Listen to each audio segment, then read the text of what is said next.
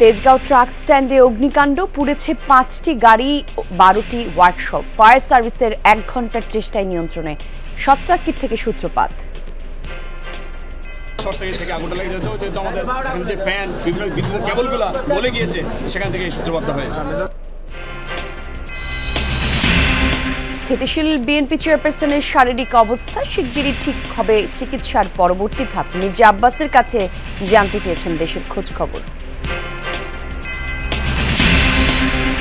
বিচার, সংস্কার ও নির্বাচন তিনটিরই গুরুত্বপূর্ণ বলছে বিশিষ্টজনরা। দীর্ঘমেয়াদে নির্বাচিত সরকারই এগিয়ে নেবে বাংলাদেশ। জনগণের নির্বাচিত প্রতিনিধির দ্বারা এন্ডোর্সড হতে হবে। বিচার, ইলেকশন, সংস্কার, সেগুলো সমস্তই একটা কন্টিনিউইং প্রসেস এবং সেটা একসাথে হতে তো কোনো বাধা নেই।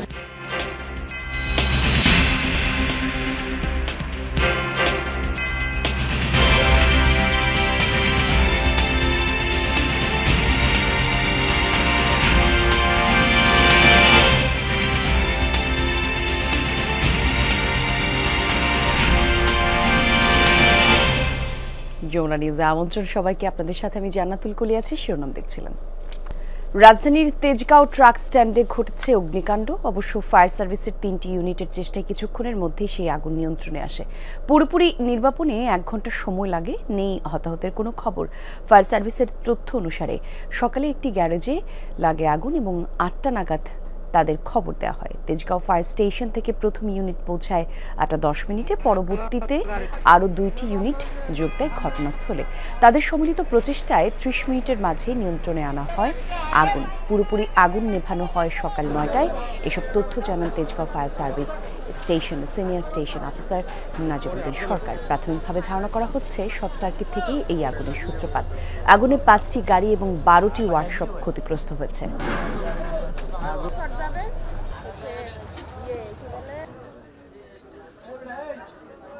তেজগাঁও যে ট্রাক স্ট্যান্ডে এখানে এই কভার্ড বেল্টের যে একটা মিলন মেলার কারণে আমরা গাড়ি আর ভিতরে ঢুকতে পারছিলাম না। 8টা 10 মিনিটে পৌঁছে আমরা আগুনটাকে 3 দিক থেকে কর্ডন করে ফেলে শর্ট সার্কিট থেকে আগুনটা লেগে যায়। যেমন সকালবেলা যেহেতু এখানে আর অন্য কিছু না, তো মেবি কেউ সুইচ বা অন্য কিছু দিতে গিয়েছে, তো হয়তো শর্ট সার্কিট থেকে আগুনটা লেগে যেত, যেহেতু আমাদের এখানে যে ফ্যান, বিভিন্ন বিদ্যুতের কেবলগুলো গলে গিয়েছে, তো সেখান থেকে এই সূত্রপাতটা হয়েছে। ভয়াবহ আগুনে পড়ল নোয়াখালীর মাইজদি হকার্স মার্কেট। অবশ্য কেউ হতাহত হয়নি। ফায়ার সার্ভিস জানায় শনিবার রাত 12:15টার দিকেই হঠাৎ মার্কেটে আগুন লাগে। মুহূর্তেই সেই আগুন ছড়িয়ে পড়ে আশেপাশে।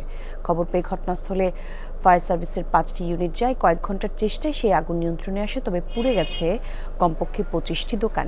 এতে অনেকেই নিঃস্ব। কিভাবে আগুন লেগেছে তা জানা যায়নি এখনো। ধারণা বৈদ্যুতিক শর্ট সার্কিট থেকে আগুনের সূত্রপাত।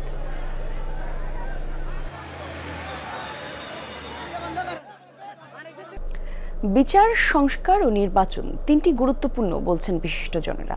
তাদের মতে বিচার এবং সংস্কার প্রক্রিয়া চলমান, তবে দৃশ্যমান অগ্রগতির জন্য সরকারের কাজ দরকার। পাশাপাশি চলতে পারে নির্বাচনের প্রক্রিয়া, কারণ দীর্ঘমেয়াদে নির্বাচিত সরকারই এগিয়ে নেবে ভবিষ্যৎ বাংলাদেশকে। ছাত্র জনতার দাবি বুলেটের আঘাতে বন্ধ করতে চেয়েছিল আওয়ামী লীগ সরকার। তাতে পিছপা না হয়ে রাজপথে গড়ে উঠেছে প্রতিরোধ, যাতে প্রাণ দিয়েছেন হাজারো মানুষ। অন্তর্বর্তী সরকার গঠনের পর শিক্ষার্থী সহ বিভিন্ন মহল থেকে দাবি ওঠে গণহত্যার বিচার ও রাষ্ট্র সংস্কারের। সময়ের সাথে সাথে ভোটের জন্য চাপ বাড়াতে থাকে রাজনৈতিক দলগুলো। প্রশ্ন হচ্ছে কোনটা বেশি জরুরি? এই 3টি বিষয়ের কোনোটি কম গুরুত্বপূর্ণ নয়। সংস্কারও গুরুত্বপূর্ণ, বিচার অবশ্যই গুরুত্বপূর্ণ, এবং তার সঙ্গে বলবো যে নির্বাচন, সেটাও অতি গুরুত্বপূর্ণ। আইনজ্ঞরা বলছেন বিচার প্রক্রিয়া কিছুটা ধীর গতির। বেশি তাড়াহুড়া করতে গেলে প্রশ্নবিদ্ধ হতে পারে বিচারের উদ্দেশ্য। একটা নির্দিষ্ট সময় ধরে বিচার শেষ করবে বললে সেটা ফেয়ারনেস অফ দ্য ট্রায়ালের একটা প্রশ্ন এসে দাঁড়ায়। ট্রায়ালের পরে যারা আসামি থাকবেন, যারা কনভিক্ট যদি হন কেউ, তো সেক্ষেত্রে তাদের অ্যাপিলের বিধান আছে, সেটারও একটা শেষ হওয়ার সময় আছে। তারপরে তার উপর রিভিউ আছে, তো সেটা তো অনেক দীর্ঘ সময়ের ব্যাপার। যুদ্ধাপরাধীদের যে বিচারটা হয়েছিল আন্তর্জাতিক অপরাধ ট্রাইব্যুনালে, সেই বিচারের যে খুব লম্বা সময় লেগেছিল তা কিন্তু নয়। এই একই ধরনের বিচার কিন্তু এবার হওয়ার কথা। বিচারের প্রথম ধাপটা অতিক্রম করতে পারলেই আমি মনে করি একটা বিরাট অর্জন হবে। এই বিশ্লেষকরা বলছেন 53 বছরের জঞ্জালময় রাষ্ট্র ব্যবস্থা এক ঘোষণায় পরিষ্কার করা সম্ভব নয়। ফলে কিছু দায়িত্ব নির্বাচিত সরকারকে দিতে হবে। জনগণের নির্বাচিত প্রতিনিধিদের দ্বারা এন্ডোর্সড হতে হবে, মানে তারা সমর্থন করে এটাকে আইনের আকার দেবেন। সেক্ষেত্রে নির্বাচনের গুরুত্বটা কিন্তু অপরিসীম। তবে আমলাতন্ত্র, পুলিশ এবং নির্বাচন কমিশন এগুলোর সংস্কার না হলে কিন্তু একটা সুষ্ঠু নির্বাচন করাও কিন্তু সম্ভব হবে না। জনগণ তার নির্বাচনের প্রতিনিধি দেখতে চায়, এটা সবসময় মানুষের মনের এই আকাঙ্ক্ষাটা থাকে। নির্বাচন থেকে থাকবে সেটাও কোনো আকাঙ্ক্ষিত বিষয় না। সুতরাং বিচার, ইলেকশন, সংস্কার সেগুলো সমস্তই একটা কন্টিনিউইং প্রসেস এবং সেটা একসাথে হতে তো কোনো বাধা নেই। ভবিষ্যৎ বাংলাদেশে সংস্কারের স্থায়িত্বের জন্যই রাজনৈতিক ঐক্যমত দরকার, না হলে অধরাই থাকতে পারে প্রকৃত গণতান্ত্রিক বাংলাদেশ প্রতিষ্ঠার প্রত্যাশা। রাসেল আহমেদ, যমুনা নিউজ, ঢাকা। পুলিশে যোগ দেওয়ার আগে দিন পার করতেন অর্থকষ্টে। চাকরিতে প্রবেশের 14 বছরে শুধু জমি জমা বেড়েছে প্রায় 10 গুণ। নির্বাচনে প্রার্থীকে জিতিয়ে দেওয়ার কথা বলে টাকা নেওয়া সহ আছে আরও অভিযোগ। বলছি, রংপুরে বৈষম্য বিরোধী আন্দোলনে আবু সাঈদ হত্যা মামলায় 11 নম্বর আসামি তাজহাট থানার সাময়িক বরখাস্ত ওসি রবিউল ইসলামের নয়নের কথা। পুলিশের খাতায় তিনি এখন পলাতক। লালমনিরহাট কালীগঞ্জের মাছুয়াপাড়া এলাকা প্রত্যন্ত অঞ্চলে হঠাৎই চোখে পড়ে বিলাসবহুল এক বাড়ি, যার মালিক রংপুর মহানগর পুলিশের তাজহাট থানার সাময়িক বরখাস্ত ওসি রবিউল ইসলাম নয়ন। নিজ গ্রামে শুধু এই বাড়িটি নয়, লালমনিরহাট ও রংপুরের বিভিন্ন স্থানে 200 শতকেরও বেশি জমির মালিক রবিউল, যেগুলোর বাজার মূল্য কয়েক কোটি টাকা। উনি বিক্রি করছে, তাই নয়ন এসআইয়ের ঘর নিছে আর কি। জমি আছে 30 শতক। আলমের কাছ থেকে নয়ন এসআই নিছি, তখন এসআই ছিল, আছে মানে 30 শতক। আমার চাচাতো ভাই বিক্রি করছে, মানে ওর বাবা। অথচ 2010 সালে পুলিশে যোগদানের আগ পর্যন্ত অর্থ কষ্টেই দিন কাটত তার পরিবারের। টিনের বাড়ি ও 27 শতক জমি ছিল সম্বল। তাহলে 14 বছরে কিভাবে এত সম্পদ গড়ে তুললেন? আপনিও জানেন, আর এটা বলার কোনো অপেক্ষা থাকে না। এইটুক বাড়ি করছি, আর জমি জমা তো নাই বললেই চলে। অভিযোগ রয়েছে, ওসি থাকাকালীন মামলা করতে টাকা নিতেন রবিউল। বিগত রংপুর সিটি নির্বাচনে এক কাউন্সিলর প্রার্থীকে জিতিয়ে দেওয়ার বিনিময়ে চেয়েছিলেন 10 লাখ টাকা। ব্যবসায়ীকে মাদক মামলায় চালান করে দেওয়ার ভয় দেখিয়েও টাকা নেওয়ার অভিযোগ তার বিরুদ্ধে। প্রথমে 5 লাখ চাইছিল, পরে 3 লাখ, পরে কথাবার্তা হয়ে আমার আব্বার সঙ্গে কথাবার্তা 1,40,000 ঠিক হয় যে ওসি স্যার খাবে, ওসি স্যার তো কম খাবে না। ভোট তো আসলে আমরাই করব, জনগণ ভোট দেবে। ভোট তো আসলে জিতে দেওয়ার ব্যাপারটা তো আমাদের এই কাছে নির্ভর করে। তো আপনি যদি আমাদের একটা কন্ট্রাক্টে আসেন, তাহলে আপনাকে আমি জিতে যাওয়ার ব্যবস্থা করব। উনি 10 লক্ষ টাকা চাইছিল। ওসি রবিউলক যে আমরা 1,10,000 টাকা দিছি, সেটাও গ্রাম থেকে আমাদের লাভের উপর নেওয়া টাকা। সেটা এই পর্যন্ত 2.5 লাখ টাকার মতো লাভ সুদ হয়ে গেছে। গত বছর সাময়িক বরখাস্ত করা হয় রবিউল ইসলাম নয়নকে। এরপর থেকেই পুলিশের খাতায় পলাতক সে। ইন্সপেক্টর রবিউল সেই মামলার আসামি, আপনি জানেন সে এখন পলাতক আছে। রবিউলের যদি কর্মকাণ্ড কোনো অন্যায় হয়ে থাকে এবং প্রচলিত আইনের পরিপন্থী হয়ে থাকে, অবশ্যই সেও শাস্তির আওতায় আসবে। রবিউল ইসলাম নয়ন বৈষম্য বিরোধী ছাত্র আন্দোলনে আবু সাঈদ হত্যা মামলার 11 নম্বর আসামি। রাহিম সারোয়ার, যমুনা নিউজ। আগের তুলনায় অনেকটাই স্থিতিশীল সাবেক প্রধানমন্ত্রী এবং বিএনপি চেয়ারপারসন খালেদা জিয়ার শারীরিক অবস্থা। মানসিকভাবে অনেকটা সুস্থ তিনি। আরও পরীক্ষা নিরীক্ষার পর ঠিক করা হবে চিকিৎসার পরবর্তী ধাপ, এমনটাই জানিয়েছেন তার ব্যক্তিগত চিকিৎসক AZM জাহিদ হোসেন। খালেদা জিয়ার সাথে সাক্ষাতের পর বিএনপির স্থায়ী কমিটির সদস্য মির্জা আব্বাস জানান, দেশের খোঁজখবর নিয়েছেন সাবেক প্রধানমন্ত্রী। লন্ডন থেকে সহকর্মী হেফাজুল করিম রকিবের প্রতিবেদনে বিস্তারিত। যুক্তরাজ্যের লন্ডন ক্লিনিকে স্বাস্থ্য পরীক্ষার রিপোর্ট পর্যালোচনা করে চিকিৎসা করা হচ্ছে বিএনপি চেয়ারপারসন খালেদা জিয়ার। দীর্ঘদিন পর পরিবারকে কাছে পেয়ে শারীরিক ও মানসিকভাবে অনেকটাই সুস্থ তিনি। খালেদা জিয়ার ব্যক্তিগত চিকিৎসক AZM জাহিদ হোসেন বলেন, এখনও তার আরও পরীক্ষা নিরীক্ষা বাকি। প্রয়োজনে পরিবর্তন আনা হবে চিকিৎসা পদ্ধতিতেও। সুস্থ থাকার যে পরিবেশ, সে অবস্থাটা সৃষ্টি হয়েছে, সেজন্যই মানসিকভাবে কিন্তু উনি অনেক, আলহামদুলিল্লাহ, আল্লাহর কাছে শুকরিয়া, উনি অনেকটাই আগের চেয়ে বেশি বাংলাদেশে যে অবস্থায় ছিলেন তার চেয়ে বেশি। যুক্তরাজ্য বিএনপির সভাপতি এম এ মালিক জানান, পরিবারের সদস্যদের কাছে পেয়ে হাসি খুশি সাবেক প্রধানমন্ত্রী। উনি মাশাআল্লাহ সুস্থর দিকে আসছেন। এখন এক্স্যাক্টলি ফ্যাক্টস অ্যান্ড ফিগার যেটা, এটা একমাত্র ডাক্তাররাই বলতে পারবে, তবে আমি মনে করি যে একটা কোয়াইট রিল্যাক্স এবং ভালো আছেন। লন্ডন ক্লিনিকে সাবেক প্রধানমন্ত্রীকে দেখতে যান বিএনপির স্থায়ী কমিটির সদস্য মির্জা আব্বাস এবং স্ত্রী মহিলা দলের সভানেত্রী আফরোজা আব্বাস। তাদের কাছে দেশের খোঁজ খবর নেন খালেদা জিয়া। উনি আমাকে জিজ্ঞেস করেছেন দেশের বর্তমান অবস্থাটা কী আছে এখন। তো দেশের বর্তমান অবস্থা কী আছে এটা তো মাত্র আমি 2 দিন আগে আসছি, এখন এর মধ্যে খুব একটা পরিবর্তন হয় নাই। দেশে একটা নির্বাচনী কথাবার্তা হচ্ছে, এইটুকুই। মঙ্গলবার কাতারের আমিরের পাঠানো বিশেষ বিমানে লন্ডন যান বিএনপি চেয়ারপারসন খালেদা জিয়া। মোস্তফা মাহমুদ, যমুনা নিউজ। পাবনার বিস্তীর্ণ মাঠে পেঁয়াজ আবাদের ধুম। চারা তোলা, রোপণ সহ সেচ দিতে ব্যস্ত সময় পার করছেন কৃষকরা। তবে ন্যায্য দাম পাওয়া নিয়ে রয়েছে দুশ্চিন্তা। পরিপক্ক পেঁয়াজ বাজারজাতের পরামর্শ দিচ্ছে কৃষি বিভাগ। কেউ তুলেছেন পেঁয়াজের চারা, কেউ বা করছেন রোপণ। সেচ কাজেও ব্যস্ত অনেকে। পাবনার বিস্তীর্ণ মাঠ জুড়ে এখন এমন চিত্র। দেশের পেঁয়াজ উৎপাদনের শীর্ষ জেলাগুলোর একটি পাবনা।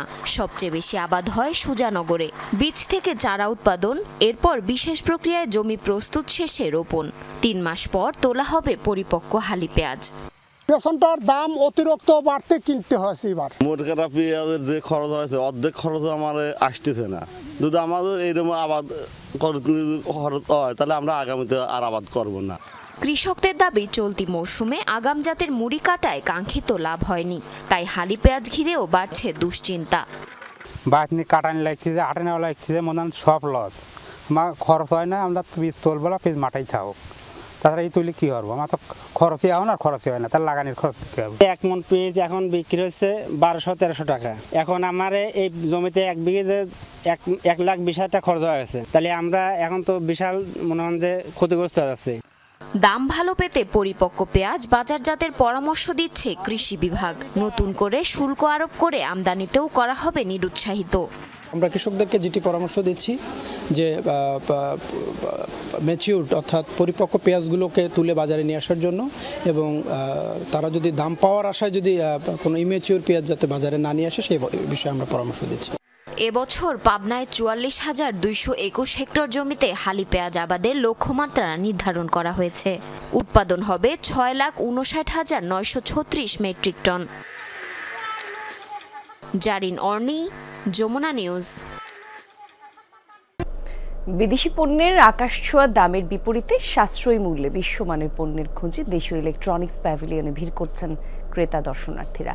বাণিজ্য মেলায় ক্রেতাদের জন্য সর্বোচ্চ মূল্য ছাড় দিচ্ছে যমুনা ইলেকট্রনিক্স। আকর্ষণীয় ডিজাইন, গুণগত মানের পাশাপাশি ফ্রি হোম ডেলিভারির ব্যবস্থাও রয়েছে।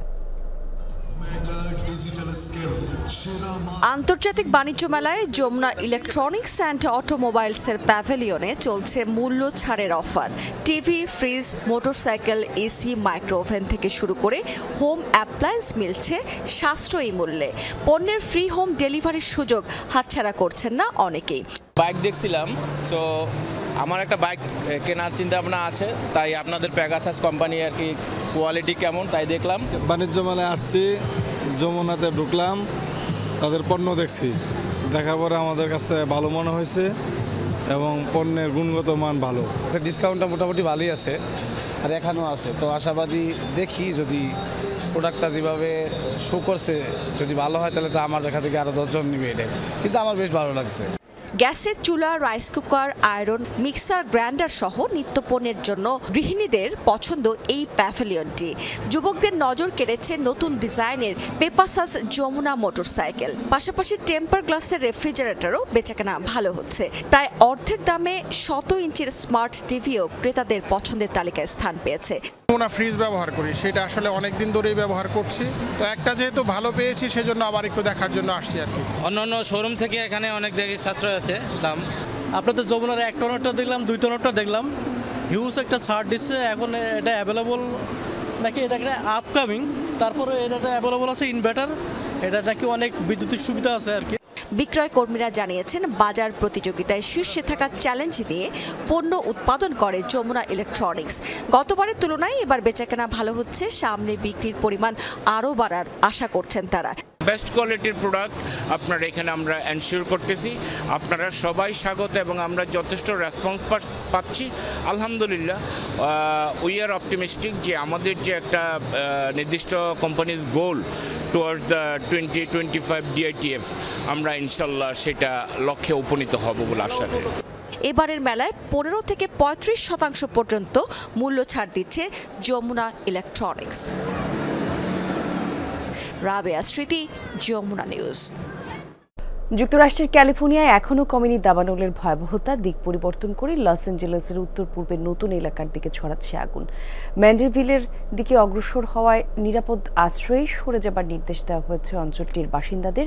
ঘর ছাড়তে প্রস্তুত থাকতে বলা হয়েছে আরও 1,66,000 মানুষকে। আগুন দ্রুত ছড়িয়ে পড়া ঠেকাতে প্রাণপণ চেষ্টা চালিয়ে যাচ্ছে ফায়ার সার্ভিস কর্মীরা। আকাশ থেকে ছিটানো হচ্ছে পানি এবং অগ্নি নির্বাপক রাসায়নিক। তবে শনিবার থেকে আবার বাড়তে শুরু করেছে বাতাসের তীব্রতা। বুধবার পর্যন্ত এমন পরিস্থিতি থাকতে পারে বলে পূর্বাভাস দিয়েছে দেশটির আবহাওয়া বিভাগ। সবচেয়ে বড় দাবানলের কবলে থাকা প্যালিসেডে পড়েছে আরও 1,000 একর এলাকা। ক্যালিফোর্নিয়া প্রশাসনকে সহায়তায় প্রতিবেশী 7 রাজ্য, কানাডা, মেক্সিকো থেকে পাঠানো হয়েছে বিশেষ টিম। রাশিয়ার পক্ষে যুদ্ধ করা উত্তর কোরীয় সেনাকে আটক করেছে ইউক্রেন, এমন দাবি করেছে দেশটির প্রেসিডেন্ট ভলোদিমির জেলেনস্কি।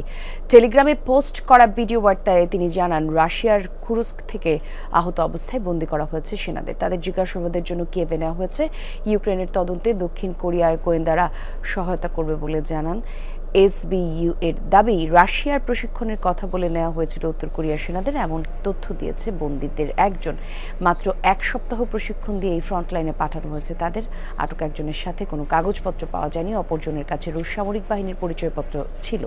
গত মাসে ইউক্রেনের এক সামরিক কর্মকর্তা জানায় কুরস্কে রাশিয়ার হয়ে লড়াইকারী কয়েকশো উত্তর কোরীয় সেনা হতাহত হয়েছে। আর এই ছিল যমুনা নিউজে।